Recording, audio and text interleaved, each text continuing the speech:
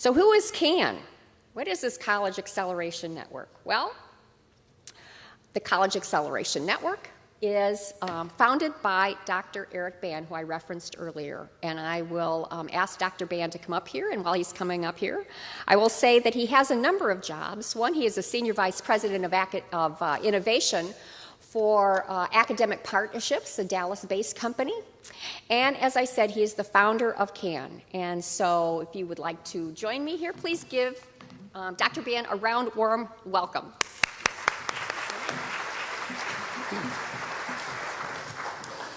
Thank you, Linda. I'll be very brief. I know most of you because we've worked together for many years here. But that first year that I was a principal at Crown Point High School, we did get together with Linda and the workforce, as well as Chancellor Cohen at Purdue University Calumet. And we began to ask some questions about how do we best serve our students here at this high school, and really articulate with workforce and higher ed, and really develop a workforce pipeline that made sense. And as a new principal in a new high school, I was wrestling with two questions. One was, how do we build in an intentional way a system to help do this? And then two, not as an individual high school, but how do we do this collectively as a region? And I think those were the two questions that we've pursued together. And with reaching out to seeing schools like East Chicago and Hebron and Munster and Maryville all kind of coming together and talking about this, and Robert over at Lake Central really kind of coalesced around these questions. In 2008, as a principal, and even now in 2013 as a principal of a Indiana high school, how do you make decisions? How do you make decisions in an Indiana high school? It's not easy as a high school principal. You have to be a leader and a storyteller, and those stories have to be around real data and around where your students are from one year to the next and what your impact is on those students. You don't have that data as it is supported by the state. So you have to make a decision.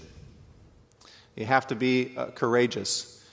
I was listening to NPR, and they were talking about business development in India and China.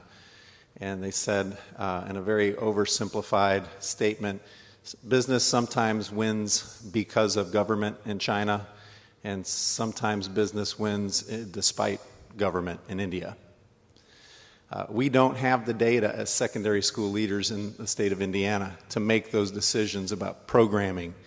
And we don't have the data to understand if our decisions are impactful in real time.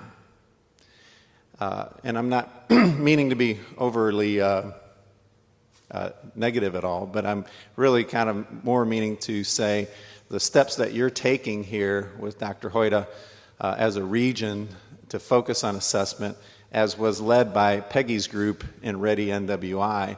Assessment was the first issue that business and the region is tackling, and so the 5,000 Explore reports and the collective unpacking of the data is a really important step in helping to lead the region. So just kind of want to recognize that and celebrate that work. The College Acceleration Network was formed based on the second question: how do we do this together? How do we design a system where the region wins? And so with the great support of ACT and some initial funding, the College Acceleration Network was formed, and we had the ability to invest in Northwest Indiana, to really put some people and boots on the ground, to be intentional around looking at that data and really addressing an implementation gap. ACT instruments provide tremendous data, but the technical skill set that you have to unpack that at a school and across a region requires some people. And that's what we aspire to do. So in terms of developing a nonprofit organization, we had three parts of our mission. One is to really talk to people like Don Babcock, and I get all fired up when I hear Don speak, and to really try to interpret and understand the needs of the regional workforce, and to try to make sense of that and help prioritize those needs in a more meaningful way for secondary school leaders.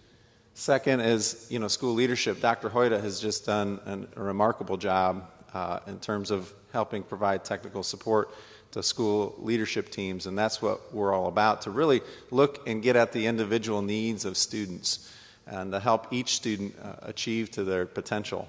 And third is on innovation.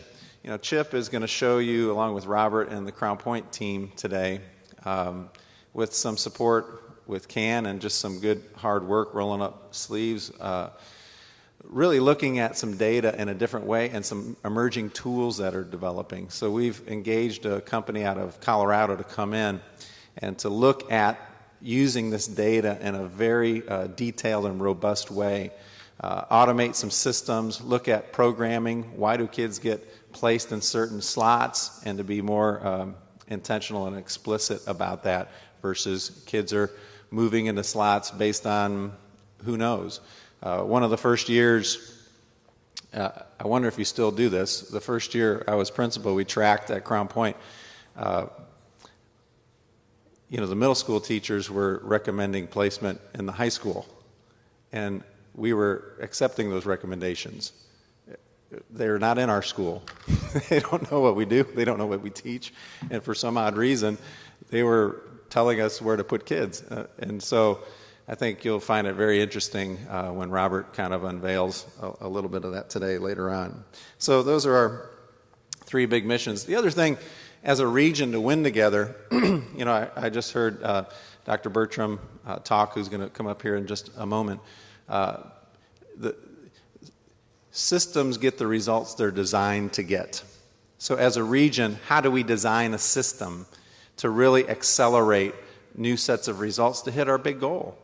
And so this is one strategy in the system. So the Summer Institute is a place to kind of get together, set goals, get organized for the year, and then with the good work of Nancy Sutton and Linda Wolashansky and all the hard work around the innovation grant, we get to set some goals, implement some training around math this year, and build some tools and share those, and the cycle kind of keeps going yearly.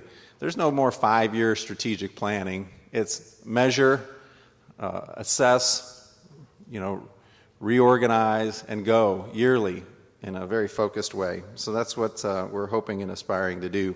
So the Summer Institute is a place where people can come and share new practices and new ideas and really get organized.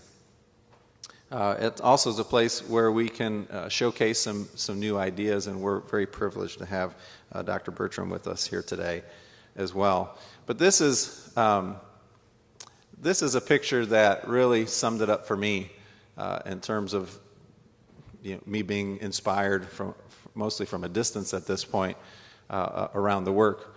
But coming together here at Hobart High School across an entire region with leadership teams working to unpack the ACT data and to think about how to best serve students. And we asked ACT, where are you seeing this happen? And, they aspire to see this happen, and we all aspire to see this happen inside of school districts. But very few times they see it happen across an entire region, where leadership teams are coming and unpacking their data together as a region, committed to a regional vision. So that's pretty inspiring, and it goes back to the talent of people like Linda and Nancy and Marion and Roy, who are just kind of leading the boots on the ground work. And it's a vision that this is what makes READYNWI different. Everyone has an initiative to improve talent. But the discipline to do the work at this level is really a differentiator for Northwest Indiana. So I just came here to celebrate with you today and recognize the good work that you're doing.